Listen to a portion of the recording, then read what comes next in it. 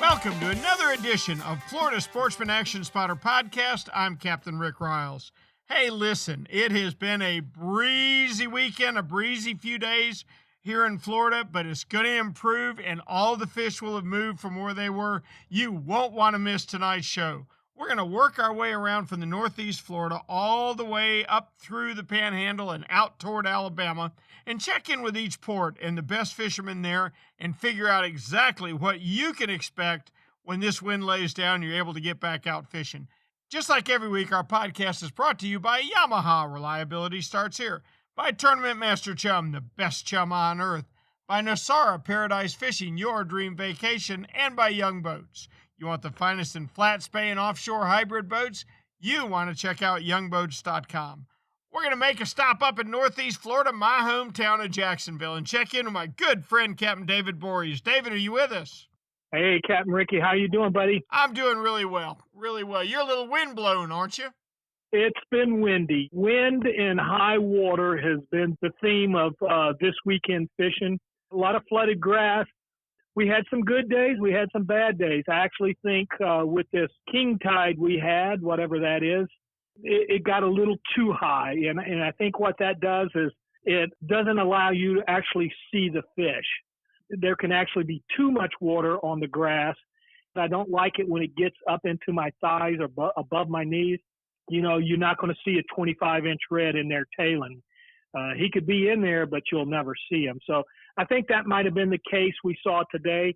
We did see some tails. We did have some good shots at some fish.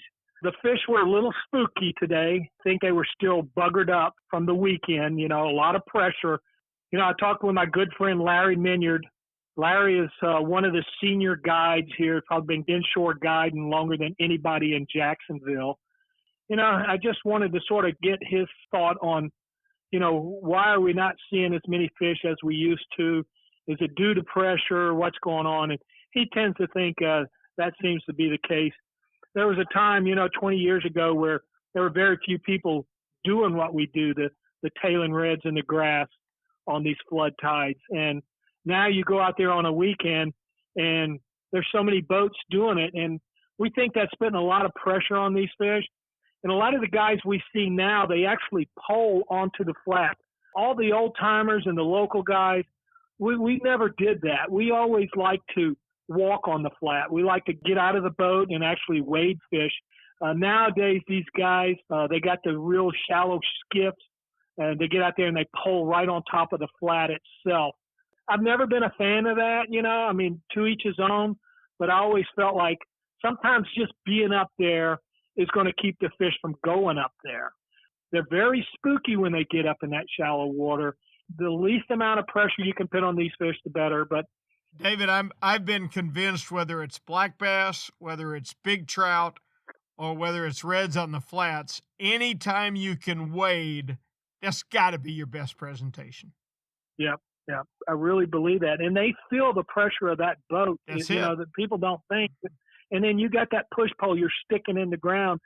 That puts out vibration too. Now, we teach guys how to get out there and walk. And, you know, you got to do like this, what we call the stingray shuffle. It's just, you don't pick your feet up high. You just sort of shuffle across the bottom. But, you know, the guys that have been fishing the low tide, though, with this extremely high tide we've had, has been actually doing pretty good. Talked to some guys the other day, and they fished the low tide, which has been happening later in the day, and actually been doing pretty good on the low tide reds. Trout, it's still warm. Water temperature's still up in the high 70s. We're sort of waiting for it to cool down to trigger these trout to really start schooling up.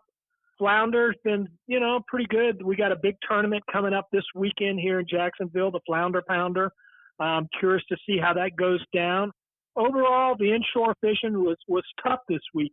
I love these big tides, but they gave me trouble this week. I can't quite put my finger on it, Rick. Yep. Let me give you a little offshore news. We don't see it every year, but most years we get a sailfish run through here that not many people get to capitalize on because it seems like it's always rough. But Captain Jason Haddock on the J-Hook got offshore, I believe it was Thursday, either Thursday or Friday, had 11 shots at sailfish and released 7 of them. So Unbelievable. this is our batch of fish coming through. Now, here's what's strange. Down in Stewart in the summertime, we catch these really big, thick, gosh, some of them up to 80-pound spawning fish, just great fish. And the fish that Jason caught the other day, he called micro sails. He had some sails that were 3 feet long, 10 pounds. Yeah, it just was funny catching those little bitty babies. And the mutton snapper fish has been very good, and the cobia fishing's been fairly good. But David, when we get a northeast wind, it's just like I told you the other day. When you get to be my age, sometimes you feel a little bit like a farmer's almanac. I had a young guy talk to me last week and say, it's supposed to lay down Monday. I'm going to try and go. And I told him right then, I said, no, it's not. He said, oh, yeah, I looked at the forecast. I said, ignore it. When we are in the phases of a nearly full to full moon in the fall and a northeastern starts, you can just count on the fact it's going to blow longer than they said, and it's going to blow harder than they said. I've watched it happen for 50 years. We brought a meteorologist on the radio show, and we asked him, and he said, no, there's no connection between the full moon and the northeasters. And Roger and I looked at each other like, this guy's lost his mind. You got me convinced, buddy. When a northeaster backs off, David, I'm convinced it blows out of the northeast, then it clocks to the east and drops a little, and then it clocks to the southeast and drops out. When they say it's northeast and it's 20 to 25 today, and it's going to be northeast 10 to 15 tomorrow, I'd be very skeptical of that. I think it's going to clock around to the southeast before it drops off this time of year. Hey, David, we've got a new segment on the show. What we do is we pick a question from a listener. Today we're taking one from Jason Fashner. Fishes Jacksonville, Steinhatchee, and Cedar Key. He says he's catching plenty of trout. David, he's never caught a gator trout. Fishing for gator trout is different, isn't it? It's totally different, and timing is everything when it comes to gator trout. Now, your big gator trout are usually the big females. Big females will show up early in the spring for the spawn. And some fish don't like to feed during the spawn, but with trout, these fish will really start feeding up. So March, April, May, that's your time to catch the big ones. That's not to say you're not going to catch them throughout the rest of the year. You can catch big trout throughout the rest of the year, but your best chance are going to be those early spring months. And what these big trout do, they start to feed on fish. They don't feed on shrimp as much as they do when they're younger. They tend to like to feed on the mullet, pinfish, mahari, you name it. Some of these smaller bait fish we have around. So if you want to catch a big trout, you need to be imitating that. You want to throw a big plug, and you want it to look like a mullet. So my favorite lure is a surface walker. The top dog was hot in its days, the skitter walk, Zaro spook. I love the surface walker, and for the big trout, you want to throw the big plug. Lip divers will work. I've caught them on the lip diving plugs, the shad wraps, things like that. Not deep running lures. I sort of tend to like the shallow running baits. I like those big trout coming up. I tend to think when a trout is feeding up, coming up to hit your bait, you're going to have a better chance at catching those fish. Learn how to walk the dog. You need to really walk the dog. When we used to fish the tournaments for the red trout combo, one of us always threw a surface walker or a big plug all day long. We threw that. And, I've always heard, well, your best bite's going to come early in the morning, late in the evening. But there have been cases where we caught our big trout in the middle of the day. So don't think it's all set in stone when it comes to a big trout. Yes, you're going to catch them earlier in the spring, but hey, I've caught big ones in the summer too. I've caught them in the fall. They're not going to be quite as fat and as big after the spawn. They'll spawn out. They'll be skinny. But my favorite lure has got to be the surface walker, the Zara spook. And David, if I could add just a couple of things to that. First off, don't forget about my bomber now. That's an awfully good lip diver. The bomber A lure has probably caught more big trout in Florida than probably any other thing because I find it's so easy to work. It's a very user-friendly lure. The surface walker requires a little bit of skills. It's a little, you got to know how to walk the dog, and you sort of got to sometimes fine tune that surface walker. The Bomber A lure, man, it's chunk and wine, buddy. The other advantage that I've found, I seem to get my best strikes on big trout, and I don't fish for big trout as much as I used to, but a long cast always seemed to help me. To a dock, I think my two favorite places were probably docks or series of rocks. Do you agree with that? Absolutely. Big trout are notorious for being in certain areas. There are certain areas that most of the guides who catch some of these big trout will tell you, we catch big trout here year in and year out. I've got several spots that when I take clients there, I always let them know. This spot has produced a lot of 8-pound trout have come out of this particular point. And a lot of them, so many of them will come on that very first cast. Uh-huh. It's so important. So hit it from a distance away, long cast, and boy, that first one's got to be perfect, man. You don't want to mess up. When you find an area that is holding big trout, you can go back there year in and year out, and you pretty much, once you get dialed in, you'll get these trout figured out, and you will be successful at catching big trout. Well, I don't know about Jason, but I know I'm a better trout fisherman since you started that conversation. And David, we appreciate the heck out of it. That's going to help guys catch more big trout. I think the weather's going to lay down here before too long, David, and you'll be back on them. But we sure appreciate your report this week, and I look forward to talking with you next week. All right, Ricky, tight lines. Thank you, David. Let me tell you something. He knows a thing or two about catching big reds and trout. We're going to pull down the state a little ways and get off in my adopted hometown of Stuart, Florida, where I get to spend a lot of time and check in with the captain of the chaos and the mayhem, Captain John Earhart. John, how are you? I'm good. Glad to be here. Good. Little breezy down there, is it? It's a little breezy and it's a little rough, so fishing offshore probably isn't an option this week unless you're in a 70 or an 80-foot boat. Yeah. We're looking at anywhere from 5 to 10 foot seas for the next 5 to 6 days. Hopefully it'll bring some sargassum weed in a little bit closer, maybe 100, 120 feet of water. So I would think in a week or 2 weeks we may have some really good mahi fishing, and we won't have to go very far to catch some big gaffer dolphins.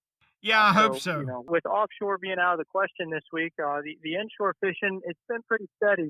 During the daytime, it's been a little bit slower. It's been harder to catch keeper-sized snook, but we're catching a lot of them around the bridges, underneath docks, seawalls, mangrove shorelines where it's a little bit deeper water.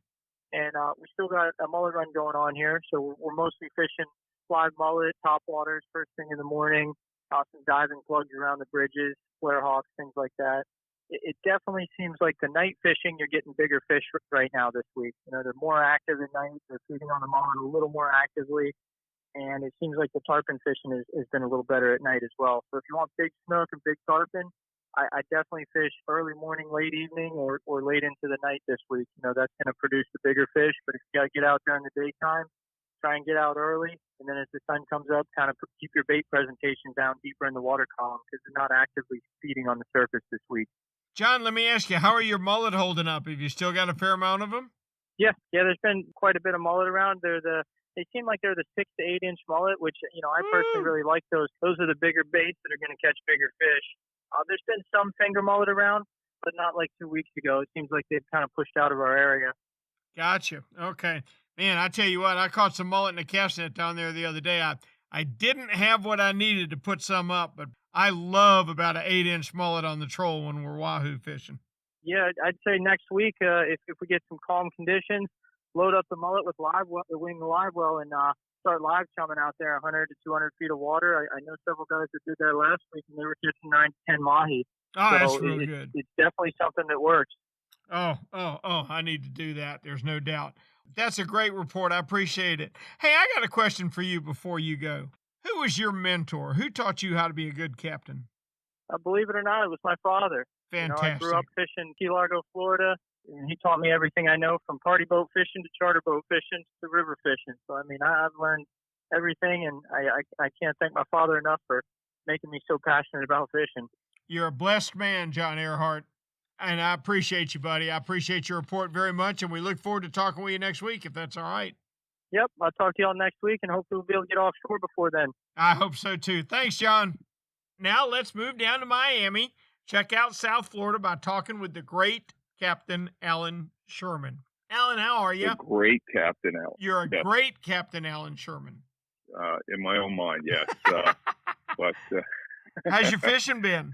So we've been battered by wind and rain and rough seas for part of the weekend. You know, the forecast for Saturday was horrible, but it turned into being a half decent day. But that kept a lot of people off the water because of the forecast. And I always tell people, you know, check the forecast, but make sure you check it the day you're going to go because it changes that fast. So in this case, if you checked it too many days ahead of schedule, you might have ended up staying on shore and not going out. And it turned into being a half decent day for the guys that got out there. So the migration's still going on, and I guess it's going to go on for a while because we're really just again starting to see the second wave of mullet, you know, arrive. Some of the big schools of pilchards that we had here for about a month, most of them or a lot of them disappeared or relocated.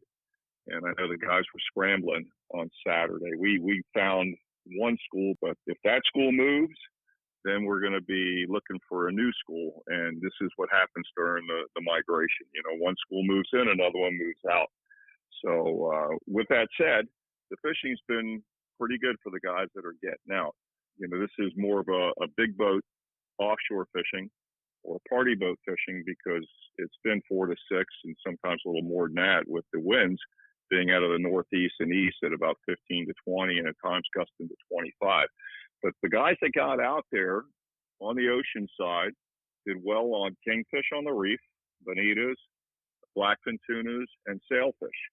Now, I've heard guys talking about how sharks can be really bad, but it's not often that you see sharks attacking sailfish. And that's happened recently.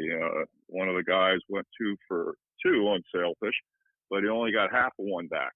The sharks got to him, and that's something, you know, you hate to see a fish that you're going to release. But in this case, there was only half of them to let go. But besides that, you know, there's been a few wahoo. We had the new moon this weekend.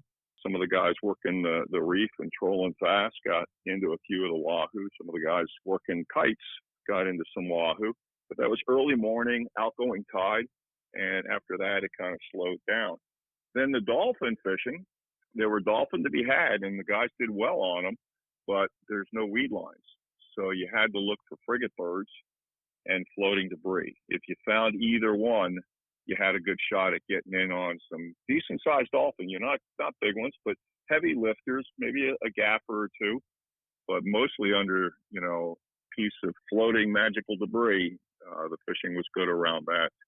The guys working the bottom over the wrecks are still catching amberjacks, big ones, 30, 40 pounders. And then there's been some vermilion and yellow-eyed snappers on there. And then on the shallower wrecks and the reefs, there's been a lot of mutton snappers around. And some of them are up to 10, 12 pounds. So that's something, you know, I like to target. But those fish are there. The beach fishermen, you know, the surf and the pier fishermen, they're seeing quite a few mackerels showing up. They're not big, but they're plentiful. And then there's been bluefish with them and a few pompano, a few snook, a few tarpon. And, you know, a lot of that is when a school of bait fish moves through, those fish are there. So you kind of have to be there for a long time to get in on a little bit of action. But if you're there, it's hot. And the guy's throwing, you know, silver spoons and jigs and bucktails and live shrimp under a float. We're doing pretty good on the mackerel and bluefish. The nighttime bottom fishing on the reef has been very good. It's always good this time of the year for yellowtail snappers. And then there's quite a few mutton snappers mixed in with those yellowtails. And the guys doing that are fishing mostly 70 to 90 feet, a little deeper than normal, but those fish are out there and biting if you're into that kind of fishing. Moving inshore, you catch the inlets when a school of mullet comes through, and the big crevalles, the tarpon, the snook, go nuts on them, and that's an exciting fishery. And you know, all you need is a frisky, you know, 6 to 12 inch silver mullet and about a 6.0 short shank mustad hook and 50-pound leader, and you just toss that to the side of the school, and you stand a pretty good chance of getting tarpon or snook on your line. Inside, there's been a few trout, some snook, ladyfish, barracudas, big crevalles roaming the bay. And those fish are looking for the schools of bait fish. And once they find them, you'll see the birds diving in the whitewater action. And then there's been some snapper fishing in the south part of the bay as well. And that kind of rounds it up here. You mentioned the falling tide offshore. Okay. How far out does the falling tide have an effect?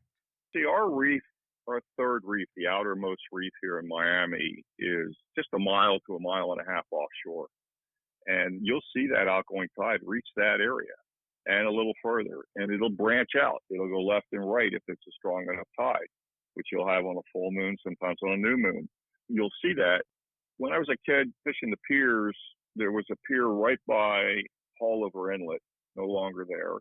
And the outgoing tide would get to the pier, and that was just like 500 yards to the north of the inlet.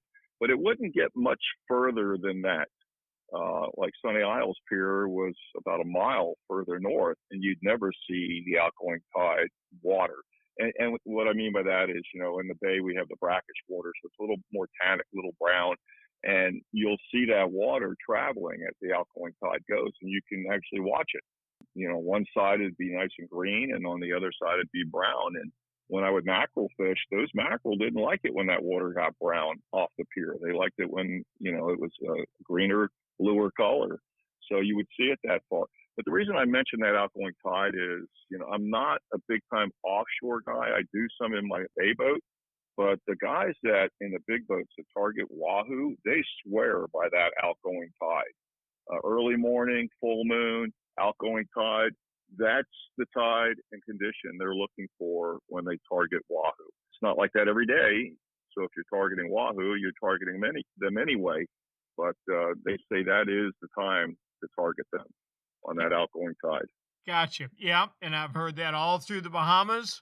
I don't hear so much of it up here in Northeast Florida because our wahoo fishing is going to start about 40 miles offshore. So I don't think it's nearly the factor. But I don't think the tide's getting that far offshore. But we'll see it. You know, when I was on the party boats, we'd be anchor, and all of a sudden the tide switch and the boat shift, you know, with that tide. So that was out in 60, 70 feet of water, mile and a half, you know, off the inlet. And yeah, you would see that outgoing tide affect that area.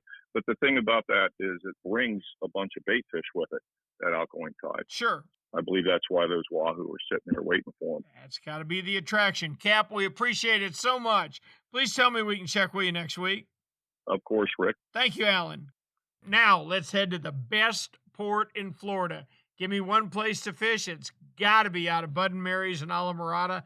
And hopefully I'm going to be on the Broad-Minded with Captain Nick Stancic. Nick, are you with us? I'm here, Rick. How you doing? I'm doing outstanding, buddy. Have you guys been able to get offshore at all? Seems like the whole state's been locked down. Earlier in the week, I was able to get out, but the last couple of days, it's just been too rough and windy to sword fish, so we had to cancel my last couple trips. I understand. Yeah, how was it earlier in the week?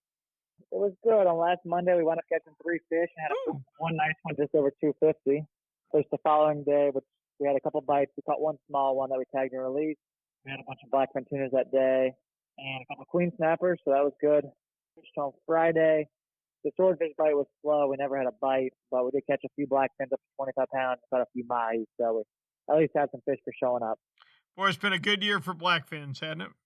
Yeah, and the last 6 to 8 weeks has been incredible. So the sharks, though, have gotten so bad. It's been tough getting these blackfins past the sharks. You can catch the small ones, but you hook anything over 15 or 20 pounds and they fight, it's hard to get them by them. Nick, I don't know if we have so many more sharks than we used to have, or if they've gotten educated to a boat's going to provide them with an easy meal and they go hang around the boat. I don't know, but there's clearly no doubt that the sharks are worse than you and I've ever seen them in our lifetime. Yeah, but it could, like you said, it could be a little bit of both. You know, they're getting trained and honing in on a boat, and there's more of them, I think. My good friend Captain Pat Price out of Fort Pierce says that in his 25-year career, he's had 19 sailfish eaten by sharks. 17 of them have been in the last 2 years. Yeah, that right there tells you it. Yeah, it's incredible. You hearing anything from inshore down there?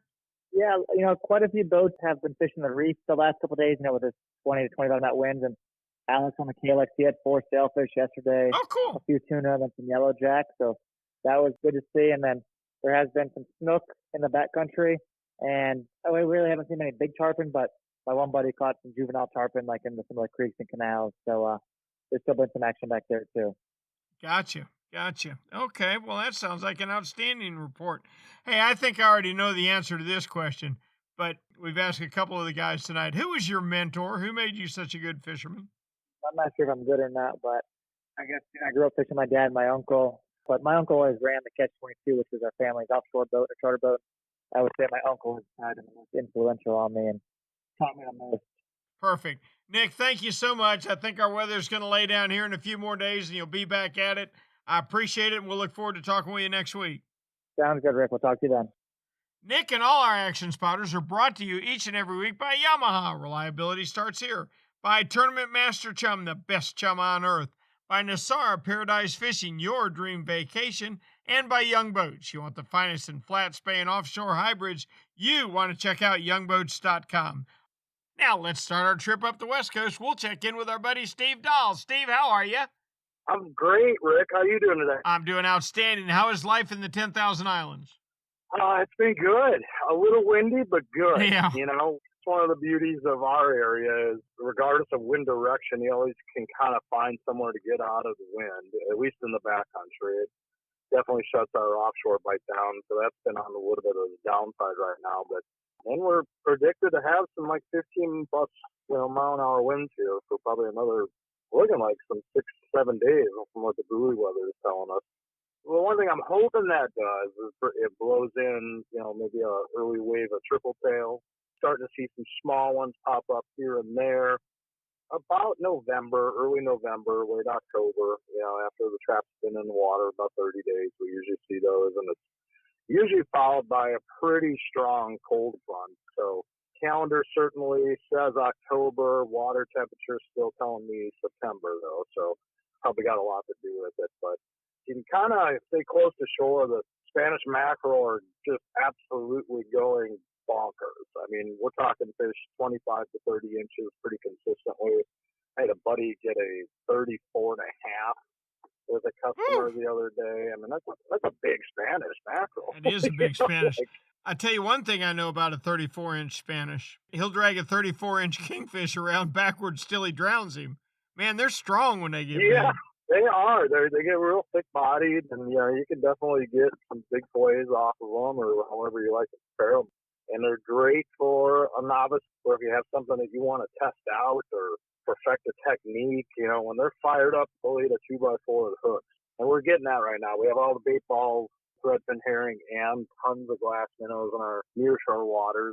On really strong incoming tides, we're getting those actually just pushed all the way into the bay too. So there's just a plethora of bait available, and it's fall. This is our time. It's probably October's probably that and May are probably my favorite months to fish in Florida, especially down in 10,000 Islands. It's on. The inshore side, I hate to sound like a broken record, but that redfish bite has yet to waver. It is still super, super strong. Not uncommon to go out there and catch 10 to 20 fish in a half day's worth of work. They're not all little peanuts. They're ranging, 23 to 34 inches. So there's definitely some overslot fish in the mix. They're thick. Those fish can be harvested in that part of Florida right now. So keep that in mind. If you like some redfish on the half shell, now's the time to do it. I kind of prefer those 22, 21 inchers. They just seem to taste a little bit better as far as I'm concerned. So I don't feel like you have to, kill those 26s and 26 and a half. We're waiting on our trout, the water temperature thing for us. Mm-hmm. And it should be happening. I mean, this front that we just had didn't really drop the air temperatures, but, looking ahead here, this wind is supposed to continue, and there's a couple more fronts kind of coming with it. We're supposed to get some air temps in the low 60s at night. Once that water temperature stabilizes, the sun starts shining, and, you get the slight cool down. Man, it just gets so good. And I think that's what it's going to take. I think we're probably one of those away, and it seems to be in the forecast coming up soon. So I'm excited. Good. Thank you, buddy. We appreciate it. Talk to you next week. Talk to you next week. Steve and all of our action spotters are brought to you by Yamaha. Reliability starts here. By Tournament Master Chum, the best chum on earth. By Nosara Paradise Fishing, your dream vacation. And by Young Boats. You want the finest in flat spay and offshore hybrids? you want to check out youngboats.com. You know what Yamaha Outboards love? The genuine formula and consistency of Yamalu marine engine oils. What? Outboards are subjected to punishing conditions like high loads, salt, and humidity, a mix that automotive oils can't handle. Yamalu full synthetic and marine performance formulas are certified to protect against friction and corrosion for reliable performance every time. Find Yamalu marine oils at your nearest Yamaha Outboard dealer. Locate them at yamahaaoutboards.com/dealers. Yamaha, reliability starts here. Hey, Raj, being consistent is a mark of a quality product. If you've been Florida's #1 chum for over 10 years, there's got to be a reason. For 10 years, Tournament Master Chum has lived up to his name. That's why more tournament pros insist on Tournament Master than any other chum. It's the only chum with Menhaden milk mixed right in. That means it gets the scent out faster and deeper than any other brand of chum. It comes in a grind size for every species from kingfish to catching bait. Your fishing time is way too precious to you second-rate chum. Bring the action to you by insisting on Tournament Master Chum. It's worth every penny. When you're ready for the finest in custom-made flat spay or inshore-offshore hybrids, you are ready to meet the Young family in Inglis, Florida. For over 21 years, the Young family has built custom boats one at a time for every type of fishing. Nothing can sneak up on a flat quite like the Gulf Shore flats boats, and I've never fished a better hybrid than the Young 24s and 27s. Rob Young is a naval architect who takes tremendous pride in each and every build for each and every customer that wants their boat custom built exactly the way they want it. Is it time for you to move up? Are you ready to own the finest boat built? Then you need to visit the Young Boat facility in Inglis, Florida, or check them out online at youngboats.com.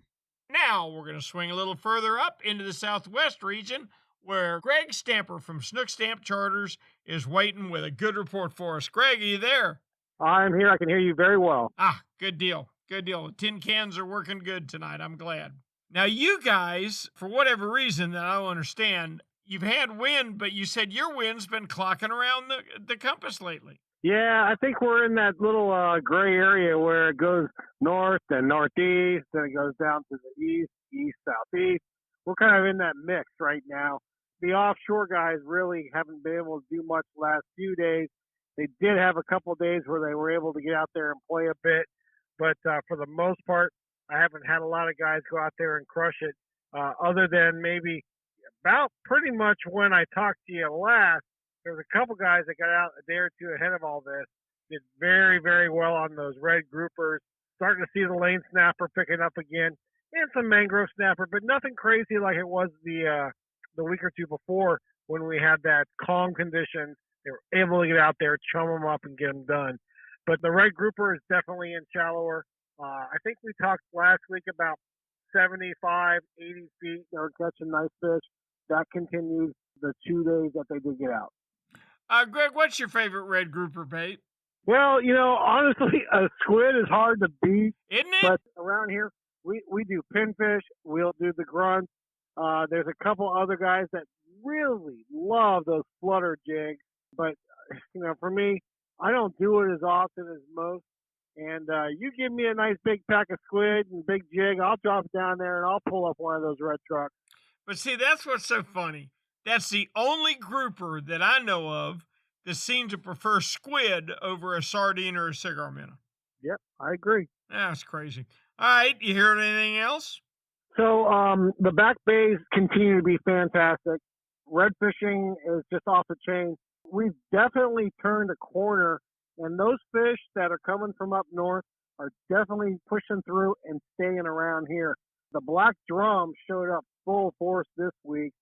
There's been more than one occasion where I was able to get on top of giant schools. And they're in our deeper areas in our normal bays. We're talking about anywhere that's 10, 12 feet. There's so many of them, Rick, I can hear them drumming underneath my boat. And if you got a crab on you, you cut it in half and throw it down there. It's on. It's fun.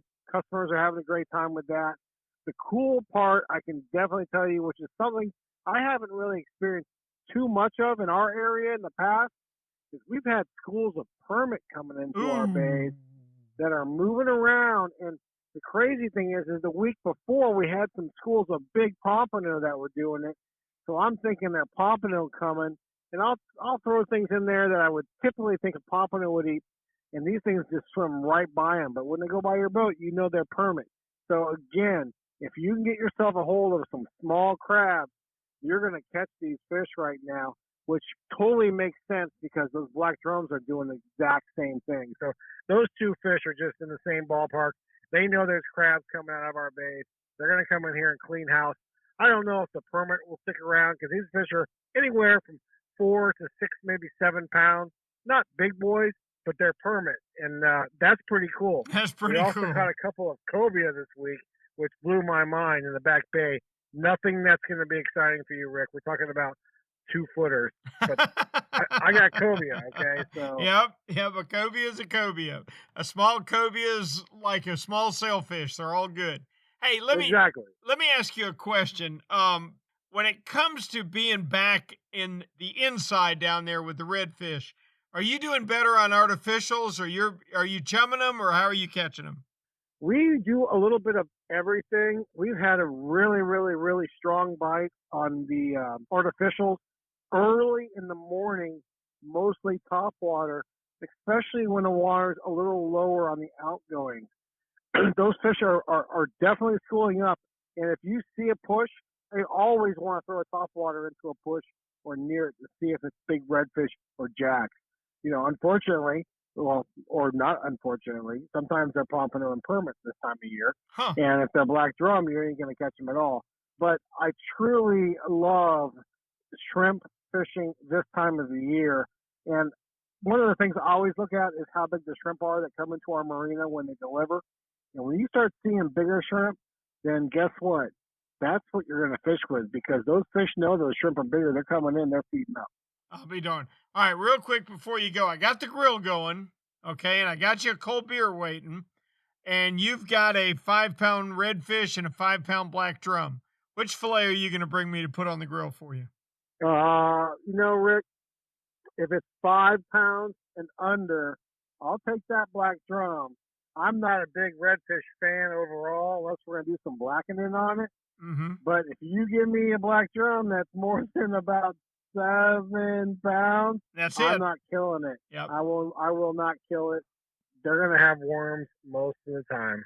God, Greg, I hate it. And you know I'm an old man. If I wasn't an old man, I wouldn't have this horrible conscience attack. But back in the day, when we first learned about giant drums spawning in Northeast Florida, we killed them and took their picture. You know, I mean, it was just a different time. I wish I would have let them all go.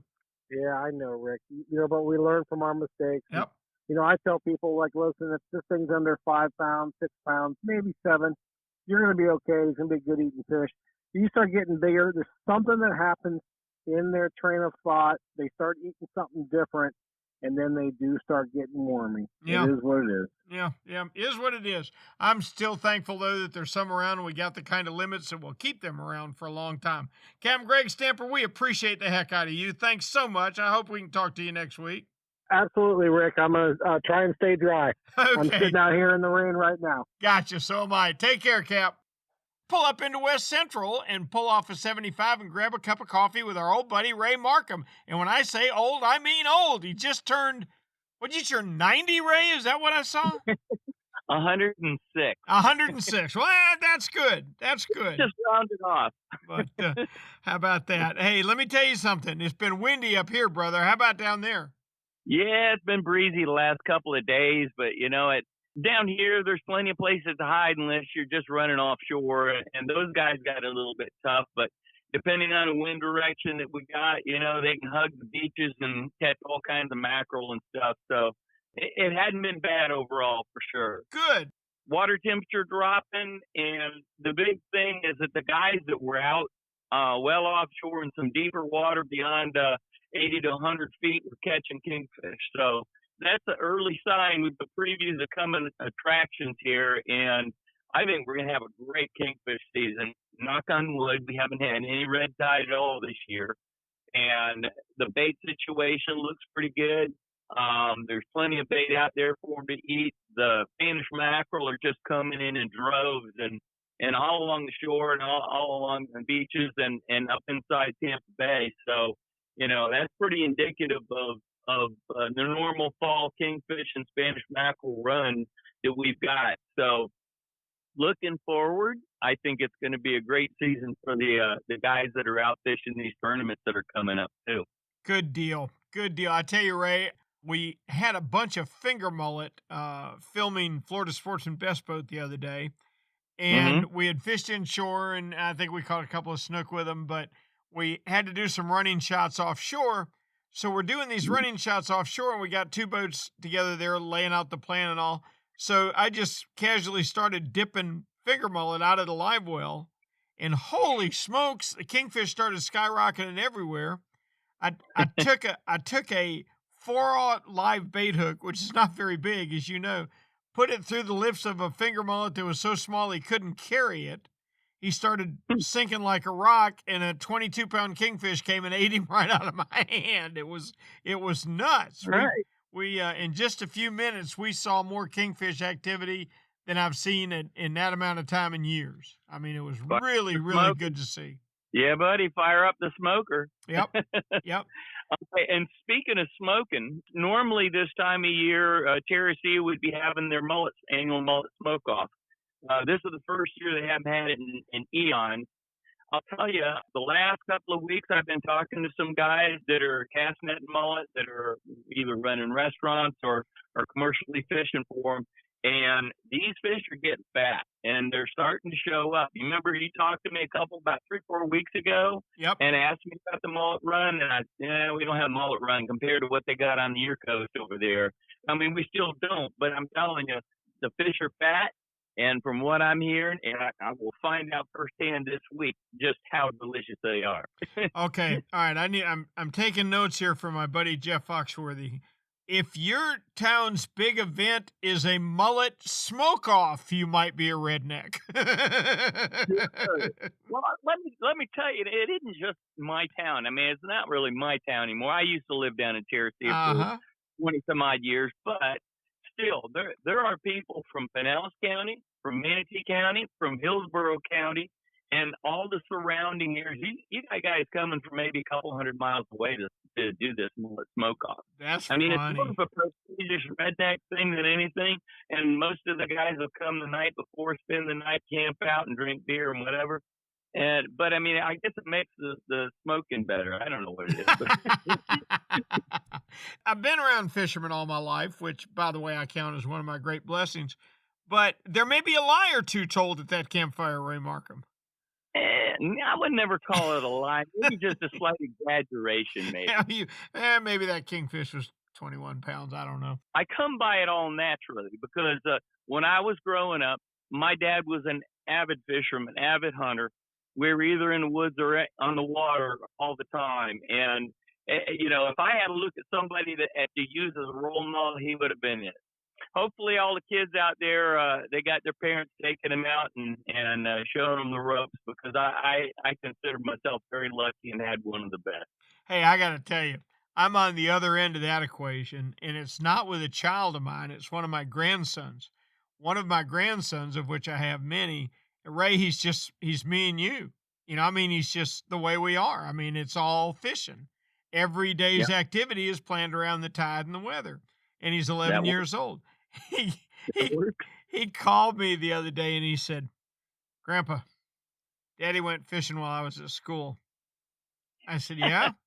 And in the perfect fisherman's voice. I mean, the perfect fisherman's voice. He goes, "Yeah, he caught nothing." He was just so pleased with himself. Yeah, he caught nothing. Even when you catch nothing, it's a learning experience. You know not to do whatever the heck you did that day. So, and if you ask Parker what his dad did wrong, he went fishing without him. That's what he did wrong. There you go. Cap, I appreciate you. I look forward to talking with you next week. Grouper fishing next week for sure. Got to be on the docket. Thank you, we'll Raymond. Catch you later. Let's pull into the Big Bend and check with the mayor of Homosassa, one William Toney. William, are you with us? I'm right here at our big intersection. It's a four-way stop, and we got one 4-wheeler and a golf cart coming through, so they better look out. And William Tony pulls his lawn chair up there on Saturday just to watch the action, don't you?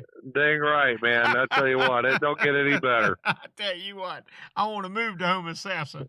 Ain't no doubt about that. Tell me about your fishing, Cap. Well, fishing's been very windy, and as I put my Big Bend report this week, you know, they opened up red snapper season, and this weekend I think all the offshore anglers got kind of gypped on it. We've had this real hard easterly flow, which you probably know about it over there. It's probably, the ocean is probably roaring, and it's got the Gulf. I mean, I think all our water went to Mexico. So if you're over in Mexico, it's probably pretty high tide on that side, but just kept everybody inshore so nobody could really get out there for that red snapper. But the special in Guadalajara is red snapper tacos, isn't it? Absolutely. You know, so you've only got the 2 weekends, and the anglers here in the Big Bend that I've talked to that go offshore and our captains, you know, we have a pretty viable fishery. Even though you're running out, you know, 40 to 50 miles, the red snapper fishing here is pretty phenomenal. And growing up down in Homosassa, I don't remember it being real good, but I don't think people target them. Now, over the past 7 to 8 years, it's just become a common thing during the season when you see them on the cleaning tables and around.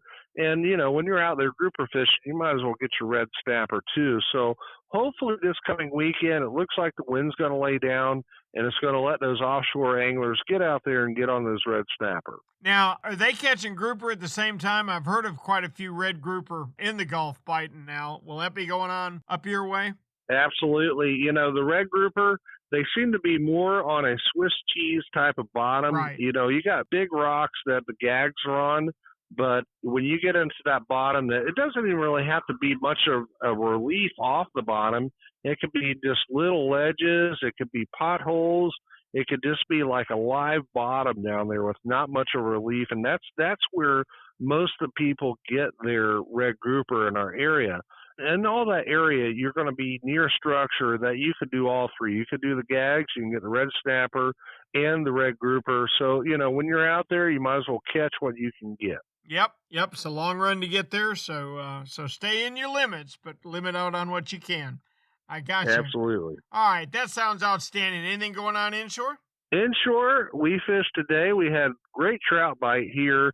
I tell you what, if you like a 20-knot drift, it's really fast and you reel fast, but something that will save you in this type of weather or wind that we're experiencing here on the Big Bend, get that drift sock, sea anchor, whatever you want to call it, drift bags, what I call it.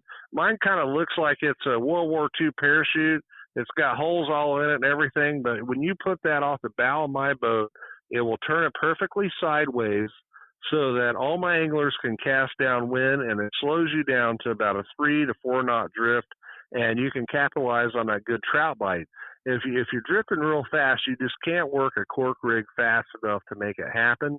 But when your boat slows down and you get that rhythm going, you can get a pretty quick limit of sea trout right now. And I'm sure around Steenahatchee and up there in that area of the Big Bend, same thing going on. Looking for that rock grass or broken yellow bottom and catching them on glow with a chartreuse head underneath a popping cork in about 3 to 4 foot of water. Gotcha. Perfect. All right. Now, your sea trout fishing, will it get better as the water gets cooler, or is it as good as it's going to get right now?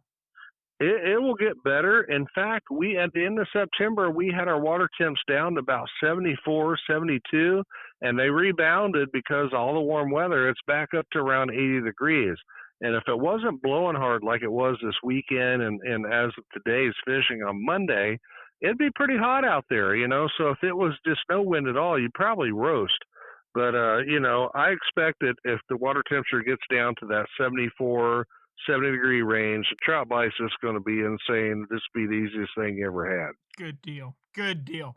Cap, I appreciate it so much. Looks like we got a little better weekend on the forecast. Certainly hope a little less wind, and you'll be back out there. And we will talk with you on next Monday, if that's okay. I'll be right down here. In fact, I'm watching someone's on a 3-wheel bike, and they better stop at that stop sign. I'm going to have to get on them. See, there you go. There you go. You know, that's what happens to a town, William. It starts out as a nice small place, and before you know it, they're blowing right through the stop sign. They're running through that stop sign on their bike, Yeah, and I tell you, I'm calling the law on them. Okay, Barney Fife will be right over. All right. Thank you, William. All right, have a great weekend. Take care, Cap. Now let's pull out west a little bit and check in with Kevin Lanier. Captain Kevin, how are you? Oh, doing just peachy today, Captain Rick. Now, this time last week, you were welcoming young Charlie to the world. Is that right? That is correct. Little Miss Charlie Alexandra. Like Sportsman. We welcome her to the world. That's outstanding. Now, is this your son's daughter or your daughter's daughter? My daughter's daughter. This is her third child and our first girl in the family. You may want to check into increasing the limits on those charge cards in your wallet, Cap. she's going to burn through them like they're nothing, and you won't even care. Yeah, my wife's tickled to death that we got a little girl in the family now. That's wonderful. Yep, it'll show up on your bank statement that she's tickled to death too. I promise you, I've been through that game. True. How's your fishing? Fishing's been good for the guys that can get out, but as most of you know, we've had a lot of flow over the last week. It pretty much nixed our first weekend recreational snapper fall opener. I do know a couple of guys that got out, but I don't know that they got any fish because with that north wind howling like it was, they were not able to get out far. But closer in the shore, guys are still catching triple tail around some of the structure and the fish attractant devices. And, there's been some reds caught on the beach. There's been a little bit of shark fishing going on. Just enough to keep everybody occupied until we get to go offshore. And I'm looking forward to this weekend because the weather so far forecast is looking real good for the weekend offshore. Oh, good deal. Good deal, man. I hope so. All right, I'm going to ask you a question. Okay. And this is just something I've come to believe over the years. When you get to be my age, Kevin, you're kind of like a farmer's almanac. You got all these old sayings and stuff. It seems to me that every time these fall northeasters come, that they are on a building moon, usually getting close to full. And when they do come on that building moon and close to full, they blow longer than they're forecast to blow, and they blow harder than they're forecast to blow. You ever notice that? To be real honest with you, I hadn't thought about that, but it just seems like, they're running in like a 2-week cycle. We get a weekend, we don't get a weekend. Get a weekend, and so that would put a moon theory right in there. That would put it right on the schedule. I want you to watch the new moons and the full moons and see how often we have a northeaster come rolling in about the same time. It's either a very uncanny coincidence or it's just seems like it's been that way most of my life anyway. True. I understand that. All right. Well, you go take care of Miss Charlie, and we'll look forward to catching up with you about the snapper fishing next week after we have a calm weekend. All right. Sounds good, Captain Rick. You guys all have a good day. Thank you, Kevin. All right, we're going to head out to the Panhandle, but we can't get out of Florida till we go through Tyler Massey territory. Captain Tyler, are you with us? I'm here, Rick. How are you, buddy? Tell me what's going on with your fishing. Oh, we're doing good. Yeah, fishing's still been good. We did have some wind. I'm sure the other guys had some too this past week. But we fished the first half Wednesday, Thursday, and Friday offshore, and then we had inshore trips every day too. So inshore fishing still about the same. We've been catching the redfish. It's still been the go-to for all of our inshore boats. It's been a steady bite, slot-sized fish, over slot fish. It's just been pretty good, consistent, and pretty much all on live bait so far. And just yesterday and today were the first 2 days that people found the big schools of bull reds, and those are going to eat anything you throw at them. Artificials, live bait, whatever. That's the fish feeding on top in a frenzy. It's awesome. Now, Tyler, when you're seeing these fish on the surface, and I've seen it before, it was a long time ago. It's funny to me, in Jacksonville, we have more redfish than we've ever had. I don't doubt that for a minute. I mean, they come in, the brood stock comes in and just paves the river bottom this time of year. You can catch them anchored on the edge of the channel almost everywhere. But they never seem to bunch up offshore on the surface like they did when we were kids. I can remember as a charter boat mate seeing a huge orange blob on the surface of the water and trolling over to it, and we would just fill the box with these giant reds when there was no limit on them. Is that what they're doing over there? Are they all the way up on the top? Oh, yeah, on the surface.